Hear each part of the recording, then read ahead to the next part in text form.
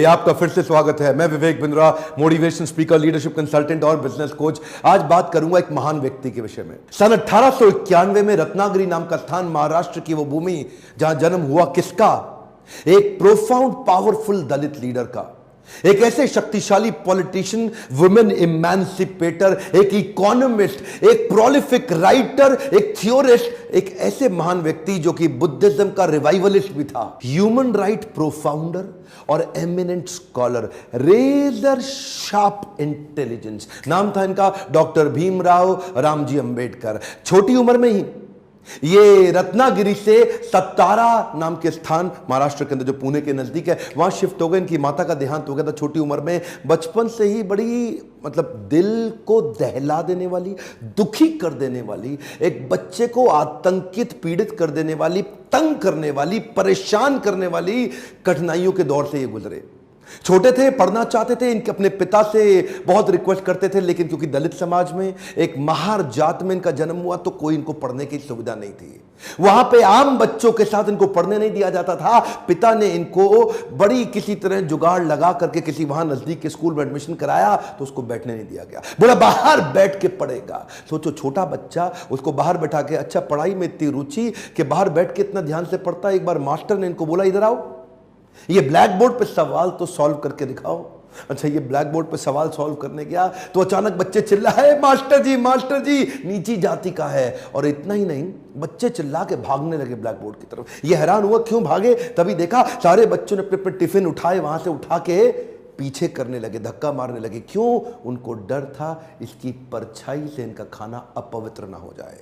ऐसे कई छोटे धक्के इसको लगी। पानी एक बार कुएं से क्या पी लिया, इतनी मार पड़ी इसको, इतना फिजिक, एक छोटे बच्चे को सहनी पड़ी इतनी मार। एक बार रिक्शे वाले ने रिक्शा से उतार दिया, बोला तू नहीं बैठेगा रिक्शे में। क्यों? क्योंकि रिक्शे वाले को बीच में पता लगा कि ये नीची जाति का है, और उसके बाद उससे बोला तुझसे डबल पैसा लूंगा, और फिर रिक्शा भी अब तू चलाएगा। वो नीचे चलने लगा, रिक्शा भी। जानते हैं उस समय केवल छूने से नहीं, परछाई सबसे दिक्कत थी इनकी। और परछाई तो छोड़िए, इनकी आवाज सुनने से भी लोग सोचते थे कि अपवित्र हो जाए। ये जो आवाज से अपवित्र, परछाई से अपवित्र, छूने से अपवित्र, ये दर्द जो उनको सहना पड़ा, ये दर्द इनकी जिंदगी में बहुत बड़ा रोल प्ले किया आगे चल के इनकी लीडरशिप को बिल्ड करने में। जानते हैं, संस्कृत नहीं पढ़ाई जा रही थी। बोलते संस्कृत तो ब्राह्मणों के पढ़ने के लिए, तेरे पढ़ने के लिए तो है नहीं, स्कूल से निकाल दिया जाता। तो सायाजी महाराज गायकवाड़ नाम के एक राजा वहीं हुआ करते थे, जिन्होंने इसकी तकलीफ को समझा और वो इनकी तकलीफों को पहचानते थे। बहरहाल इनकी पढ़ने की इतनी इच्छा को देख के उन्होंने इसको स्पॉन्सर किया, स्कॉलरशिप दी, ताकि ये जाके वेस्ट में लंबी पढ़ाई कर सकें। देखिए, ध्यान दीजिए, बात आज की नहीं है, बात 110 साल पुरानी है। 1908, 1909, उस समय एक कौन, सबसे निचले पायदान से उठा हुआ महार जात का लड़का जाकर के इंटर करके आया इंग्लिश में मुंबई से। उसके बाद वही बीए करी, पॉलिटिकल साइंस और इकोनॉमिक्स में। रुका नहीं, तुम मुझको यहां नहीं पढ़ने दोगे, मैं जाऊंगा दुनिया की बेस्ट यूनिवर्सिटी में, रोक के तो दिखाओ। और वही स्कॉलरशिप लेकर के निकल गया न्यूयॉर्क, कोलंबिया यूनिवर्सिटी जाकर के उसने पहले तो एमए करी, पॉलिटिकल साइंस, इकोनॉमिक्स, हिस्ट्री और सोशियोलॉजी में। उसके बाद पीएचडी करने निकला। यहां नहीं रुका, लंदन स्कूल ऑफ इकोनॉमिक्स चला गया। लंदन स्कूल ऑफ इकोनॉमिक्स जाकर वहां एमएससी किया, उसके बाद लॉ की पढ़ाई किया, फिर उसके बाद डॉक्टरेट किया, किताब के ऊपर अपनी थीसिस लिखी। ये वही किताब थी जिसके ऊपर आगे जाकर के रिजर्व बैंक ऑफ इंडिया को बनाया गया। महाराजा और बड़ौदा से उनका प्रेम इतना था ना, वो जो सायाजी गायकवाड़ जिन्होंने इनको स्कॉलरशिप दिया था, पढ़ने में इनकी मदद करी थी, दुनिया भर में पढ़ के उनका प्रेम भूले नहीं, वापस उनके पास आ गए। बोला आप दुनिया भर में पढ़ के आए हूं, आपकी सेवा में आना चाहता हूं। तो उनको मिलिट्री सेक्रेटरी की नौकरी दे दी गई, और उस समय ये नौकरी बड़ी मानी जाती थी। अब ये बड़ी पदवी पे तो आ गए थे, लेकिन वो छुआछूत ने इनका पीछा थोड़ी छोड़ा।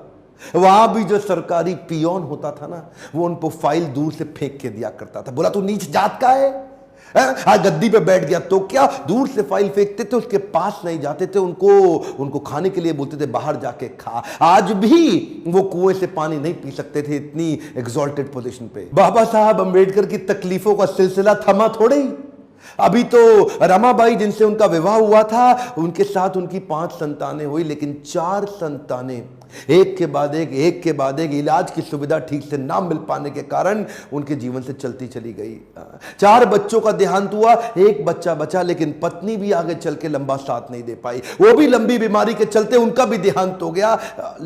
बाबा साहब अंबेडकर, जो अब इस समय कोई भी आदमी टूट सकता था, जिसका अपना स्वाभिमान ही खत्म हो जाए, लेकिन ये क्या किए, ये साथ साथ अपने देश के लिए लड़ते रहे और घर की तकलीफों से अपने आप को रुकने नहीं दिया। सत्याग्रह पे निकल गए। 1927 के इस महान सत्याग्रह में ये जिद पे अड़ गए कि सब दलितों को कुएं से पानी पीने का अधिकार दिला के रहूंगा। सार्वजनिक स्थान है, किसी का प्राइवेट नहीं है, जो सरकारी स्थान है, वहां पे एक इंसान दूसरे के साथ पानी क्यों ना पी सके। देखिए गलत तो एक्चुअली हो रहा था। जो दलित औरतें थी ना, उनको साड़ी भी पहनने का, पांव को ढक के उठा के साड़ी पहननी पड़ती थी। इन्होंने पहली बार अधिकार दिलाया, पूरी नीचे तक आम औरतों की तरह पांव को ढक के साड़ी पहनने का अधिकार। उसके बाद बोले कम्युनल इलेक्टोरेट की मांग कर दी इन्होंने। कम्युनल इलेक्टोरेट में ये चाहते थे कि कम्युनिटी के आधार पे हमारी वोटिंग की सुविधा अलग हो। उसमें थोड़ा गांधी जी अड़ गए, क्योंकि गांधी जी जानते थे कि ये अंग्रेज लोग मिल करके हमारी सारी जातियों को तोड़ के अलग कराना चाहते। गांधी जी ने इनको समझाया। देखो क्या बोले अंबेडकर जी, मैं आपको रिजर्वेशन दिला दूंगा, मैं आपको बाकी सब मदद करूंगा, सब करूंगा, लेकिन अलग नहीं करते। अब जातियों के आधार पर अगर देश को अलग किया तो मुझे स्वतंत्रता नहीं मिल पाएगी, मैं अंग्रेजों से लड़ नहीं पाऊंगा, मेरे साथ खड़े होकर मेरी ताकत बनो। वो जब अंबेडकर नहीं माने तो गांधी जी ने फिर उनको रिक्वेस्ट की और उसके बाद अनशन पे बैठ गए गांधी जी। बहरहाल अंबेडकर उस समय उनके सामने बड़ी दुविधा आ गई। वो सोचे एक तरफ मेरी अपनी जाति के लोग, मैं उनकी मदद करूं, और एक तरफ देश में आंदोलन लड़ रहे हैं गांधी, उनका जीवन, इनके जीवन का त्याग ना हो जाए, कहीं ऐसा जीवन ना खत्म हो जाए। उन्होंने गांधी जी को समझाया, बोला ठीक है आप अपना अनशन छोड़िए। पूना पैक्ट वहां साइन किया गया, और पूना पैक्ट जब साइन किया उस समय इन्होंने रिजर्वेशन तो कम से कम कंट्रोल में कर लिया। The evolution of provincial finance in British India नाम की इनकी किताब, द प्रॉब्लम ऑफ रूपी नाम की ये 2 किताबें, जिसके आधार पे आरबीआई की स्थापना हुई। मैं दोबारा बोल दूं क्या, इन्होंने जो किताबें लिखी उसके आधार पे आरबीआई की स्थापना करी गई। कैन यू इमेजिन, भारत के सबसे निचले पायदान से आया एक यंग लड़का जिसकी कोई मदद करने वाला नहीं, आज उसकी बुद्धि पे आधारित हमारे कॉन्स्टिट्यूशन की स्थापना भी की जाएगी। इनकी ज्ञान, बुद्धि और कौशल का लोहा इंडियन लीडर्स और ब्रिटिश लीडर्स दोनों मानते थे। 1947 में भारत आजाद हुआ और गांधी जी के पास नेहरू अपनी पूरी कैबिनेट की लिस्ट लेकर के आए।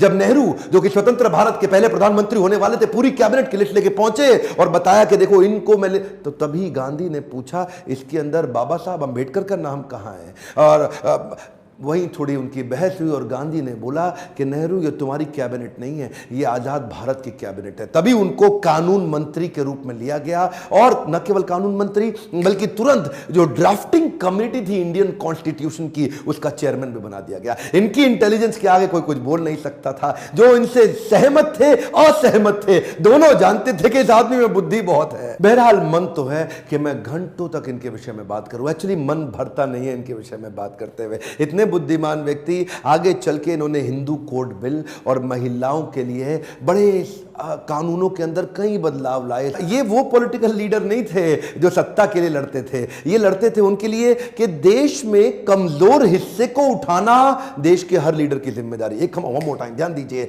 चाहे वो महिलाएं हो, चाहे वो जाति धर्म के आधार पे हो, कमजोर हिस्से को आगे बढ़ाना, सपोर्ट करना, तभी देश आगे चलेगा। खुशहाली आएगी तो फायदा सबका होगा। कम ऑन, ध्यान दीजिए, पूरे देश में खुशहाली आएगी तभी फायदा सबका होगा। इनकी भाषा में, इनके भाषण में, इनकी चर्चा में, इनके आचरण में, इनकी किताबों में और ड्राफ्टिंग कमेटी में चेयरमैन होते वक्त कॉन्स्टिट्यूशन को लिखने में सहनशीलता लगातार दिखती रही। अहिंसा परमो धर्म, बौद्ध धर्म को अपनाने लगे। आत्मवत् सर्वभूतेषु, भागवतम में बताया गया है कि बौद्ध धर्म में आत्मवत् सर्वभूतेषु, सभी जीवात्माओं को अपनी तरह देखना चाहिए। ये जो समान दृष्टि देने का उन्होंने प्रयास किया, ये उसके बाद ये बौद्ध धर्म को स्वीकार करने चले गए। आखिरी तक काम प्रेम से करते रहे, किसी से लड़ाई नहीं लड़ी। आपके लिए क्या मैसेज है इसमें? एक मैसेज लेके जाइए, एजुकेशन इज द टूल। पूरी जिंदगी में सबसे निचले कमजोर तबके को उन्होंने उस एजुकेशन के बल पे तो खड़ा किया। ये लगातार जो पढ़ते रहे लोग इनके सामने चुप, इनकी एजुकेशन के चलते तो हो जाते थे। कोलंबिया यूनिवर्सिटी आगे चल के इनको number 1 scholar in the world की उपाधि से नवाजा गया।